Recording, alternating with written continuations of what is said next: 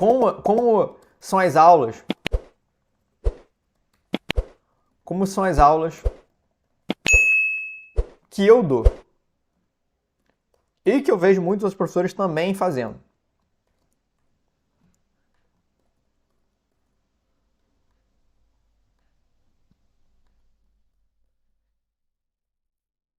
A primeira coisa é que as aulas, elas não necessariamente dependem de uma montagem, mas sim de uma experiência. O que isso quer dizer?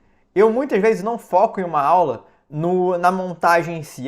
Hoje a gente vai montar um goleiro. Hoje a gente vai montar um atacante. Hoje a gente vai montar uma cesta. Às vezes eu trago para os meus alunos temas. Então hoje a gente vai fazer uma aula sobre esporte. Aí alguns alunos fazem uma montagem voltada para futebol, outros para basquete, outros para tênis, outros para boliche e entre outros. Então eu faço com que a aula seja uma experiência relacionada a algum tema específico e não a alguma montagem. Então isso também é um ponto também muito importante. Outra coisa que eu também faço com meus alunos é não focar unicamente em manuais de montagem. O que isso quer dizer?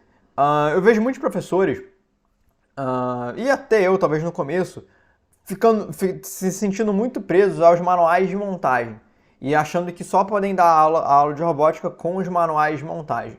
E o manual de montagem é muito útil para você montar realmente um robozinho.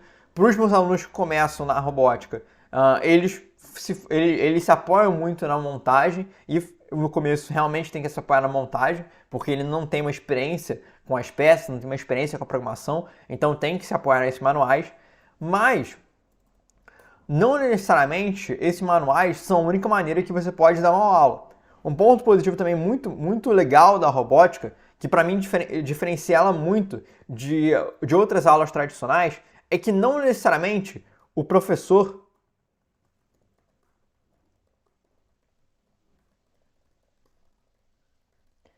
tem que ter todas as respostas. O que isso quer dizer? As aulas tradicionais, por exemplo, que um professor vai para o quadro branco, para o quadro negro e explicar alguma matéria, ele sabe tudo. O que você for fazer na sala de aula, o exercício que você for fazer, o professor muito provavelmente sabe todas as respostas. Na robótica não é bem assim. Você tem a liberdade de não saber. Eu, por exemplo, muitas vezes falo para meus alunos, olha, não sei, mas a gente pode testar. Então, isso dá uma liberdade, tanto para você quanto professor, de você não ser necessariamente o centro de todo o conhecimento, e também dá liberdade para o aluno de poder errar. Poder errar e poder não saber de tudo. Até porque robótica tem muitas áreas. Robótica tem eletrônica, tem mecânica, tem programação. E se você relacionar com matérias escolares, aí pode misturar com ciências, geografia, história, educação física. Cara, nenhum professor do mundo vai entender sobre todas essas áreas perfeitamente. É muito difícil você masterizar tudo. Se você conseguir, cara, meus parabéns. Eu não consigo masterizar tudo isso. Então, quando eu dou uma aula de robótica, eu também fico aberto a não saber de tudo e aprender com os meus alunos. Então, tem algumas coisas que eu foco bastante com eles, que é o seguinte. Por exemplo, tem dois estilos de aulas que eu faço muito com os meus alunos, que é o seguinte: estilos de aula. Um estilo de aula comentei sobre temas, que pode ser temas livres. O que isso quer dizer? Pode ser que eu faça um tema como, por exemplo, animais. Aí eu venho aqui no Google, talvez eu até pense antes, por exemplo, umas aulas que eu fiz há um mês atrás era relacionada a animais, mas eu pensei antes em quais animais os meus alunos poderiam fazer. Aí a gente tirou num sorteio qual animal cada grupo ia fazer. Então, por exemplo, Alguns deles fizeram girafa, então eles vinham na internet, olhavam a girafa e tentavam transformar essa imagem numa montagem. Outras montagens foram de morcego, também olhavam o morcego e aí tentavam copiar o morcego. Outra montagem que o pessoal fez, teve a girafa, teve o morcego, teve o jacaré também, que é muito bom. Inclusive, vamos ver se eu consigo pegar essa informação. Calma aí, deixa eu botar minha tela aqui, mas eu vou precisar do meu celular para conseguir ver essas fotos.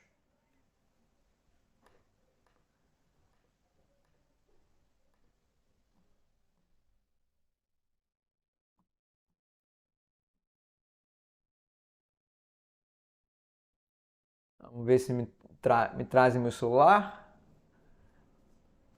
Preciso que minha equipe traga meu celular para eu conseguir mexer no celular. Vamos ver.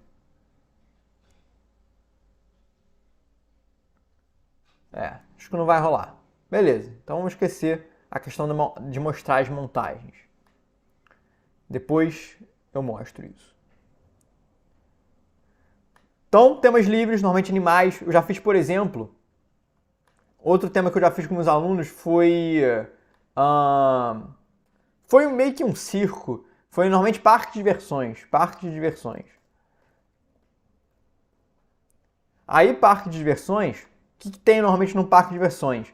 Tem o barco viking, tem a roda gigante, tem a montanha-russa, tem essa estrutura daqui. Então, os meus alunos, através do que eles aprenderam durante o ano, eles tentavam replicar montagens aqui. E aí, cada grupo fazia de uma maneira diferente. E mesmo que a gente desse o mesmo desafio, a mesma montagem para 2 grupos, cada grupo ia montar de maneiras diferentes.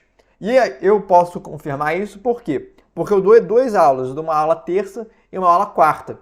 E aí os grupos de terça, eles faziam montagens diferentes do grupo de quarta. Mesmo que a montagem seja a mesma, mesmo que, por exemplo, um grupo seja montanha-russa e o outro montanha-russa, as montagens ficavam diferentes, porque eles utilizavam experiências que eles mesmos desenvolveram, tanto lá fora quanto também na robótica.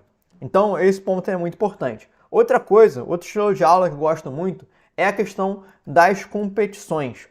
E esses 2 estilos, para mim, são as minhas aulas preferidas e que eu vejo meus alunos mais gostando, mais se interessando. Por quê? O tema livre, primeiro, porque eu trago temas muito, muito reais. Eu não pego um tanque de guerra, eu não pego um foguete, eu não pego um OVNI, uma parada que ele nunca vai ver na vida dele. Eu pego montagens, coisas que eles podem encontrar em qualquer passeio que eles forem fazer. Eu pego coisas que eles podem encontrar na internet através de uma foto. Então eu faço com que as coisas sejam muito mais reais para eles. E eles gostam dessas aulas com coisas reais. Outra coisa que eles gostam é quando existe um desafio livre deles montarem as coisas por conta própria. Porque também existe um certo pertencimento pelas montagens que eles fazem, pelo trabalho que eles fazem. Então, eles se esforçam para fazer um bom trabalho, para fazer uma boa montagem. Se eu depender, por exemplo, unicamente dos manuais de montagem, o aluno vai lá, pega o livro, monta a peça, faz a programação, mas no final da aula ele não vai sentir profundamente que ele desenvolveu por conta própria aquilo, que ele utilizou a criatividade, utilizou a inovação dele. E o segundo estilo, que também eu acho muito importante, são as competições. As competições estimulam a questão de inovação, estimulam a questão da própria competitividade dos alunos, que se dosarem da maneira correta é algo saudável, e a galera curte demais as competições. Eu fiz uma live aqui que eu falei sobre como trazer competições para a sala de aula, dei vários exemplos, mostrei fotos dessas competições, então vale a pena você assistir essa live depois. Mas algumas competições que eu já fiz com meus alunos sumô, futebol, seguidor de linha, autorama, já fiz com meus alunos, e vários outros. E a galera curte demais. E é engraçado que quando termina o torneio, o pessoal já pede, já pergunta qual vai ser o torneio do semestre que vem. Porque eu trabalho com eles em semestres. Então eu trabalho um primeiro semestre, depois um segundo semestre. Então, por exemplo, teve a competição de julho. A competição de julho foi sumô. Aí, um pessoal ali já queria saber qual seria a competição do final do ano. Se seria sumô, se seria futebol. Alguns até queriam que fosse sumô de novo para tentarem se superar. Então, esses temas livres e essas competições entram também na questão do aspecto da superação. Então isso envolve muito a questão de eles superarem os desafios, superarem as próprias limitações, superarem os próprios conhecimentos. E também deixa você livre para poder contribuir com os alunos. Então, por exemplo, cada montagem que os meus alunos fazem, eu de uma certa forma contribuo. Não necessariamente eu sei de cabeça montar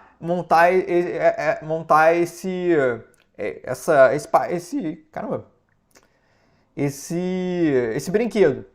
Pode ser que eu saiba montar um barco viking, pode ser que eu saiba montar uma roda gigante. Mas, à medida que os alunos vão fazendo as montagens, vão utilizando técnicas diferentes, eu mesmo tenho que me adaptar para contribuir com eles e ajudar eles.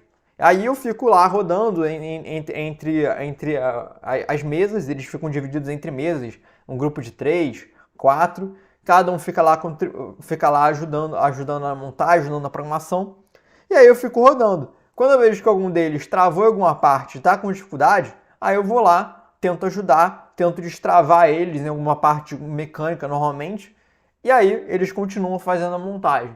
Então, acaba também que é uma aula muito livre, muito fácil até para o professor. Porque eu não fico preso a uma ementa, eu não fico preso necessariamente a um livro específico, eu não fico preso a certa uma rotina que eu tenho que fazer. Cada aula que eu dou é diferente. A aula que eu dou terça é diferente da aula de quarta. Então também rola um dinamismo, tanto para o aluno.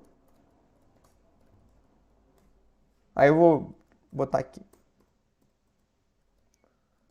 Um dinamismo tanto para o aluno quanto também para o professor. Porque eu imagino que deve ser muito chato você dar a mesma coisa um zilhão de vezes. Você dá o mesmo tema um zilhão de vezes. Então, cada turma que eu faço tem um certo dinamismo e tem uma certa diferença. Por exemplo, cada 6 meses eu faço uma competição, seja de sumô, seja de futebol, seja de seguidor de linha, seja de autorama. Mesmo que o tema seja o mesmo, mesmo que eu faça o mesmo tema de aula, sumô, futebol, seguidor de linha, como a aula depende da experiência dos alunos, acaba que cada aula é uma diferente da outra. Eu dou essa aula há 5 anos, eu comecei a dar aula de robótica em 2000. Comecei em 2016, quando eu era aluno, e fora da escola, quando me formei em 2018. Quando me formei em 2018, que aí realmente foi mais oficializado. E desde 2018, que aí já pode completar no mínimo 4 anos, 5, nenhuma aula foi diferente da outra. Nenhuma aula foi igual a outra, no caso. Todas as aulas foram diferentes. E aí eu posso mudar alguns assuntos, posso tirar alguma competição, posso mudar o tema. Ao invés de, por exemplo, falar animais, eu posso falar sobre estruturas, por exemplo, como posso dizer, seria prédios históricos, de uma certa forma. Então, por exemplo, já fiz com meus alunos para eles montarem o Big Bang, o relógio. Já fiz para eles tentarem montar o relógio, fazerem uma versão em Lego. Já fiz para eles montarem também a ponte, Londres, agora Tower Bridge, se não me engano. Essa torre aqui é um clássico que eu faço lá com meus alunos.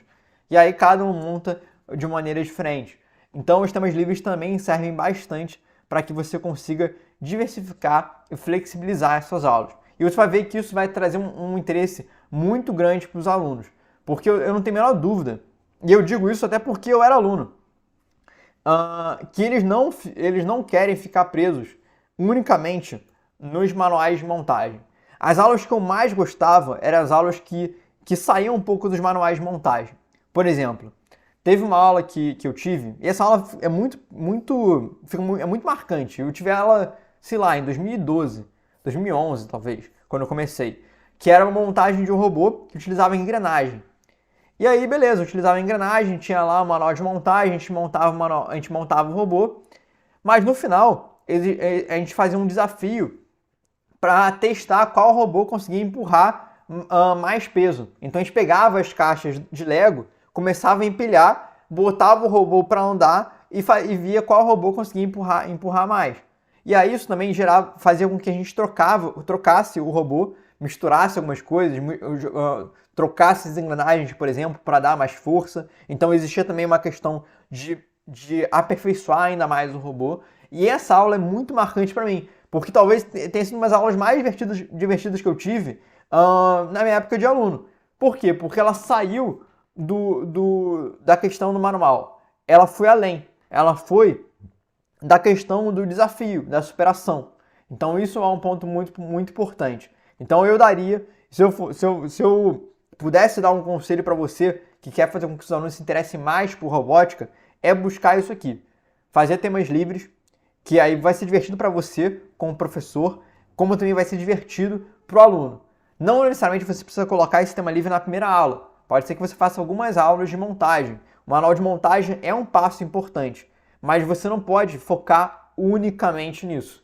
É importante que você também traga aulas que estimulem a criatividade, estimulem a superação, estimulem a inovação dos seus alunos e tragam um certo dinamismo maior para a aula, beleza?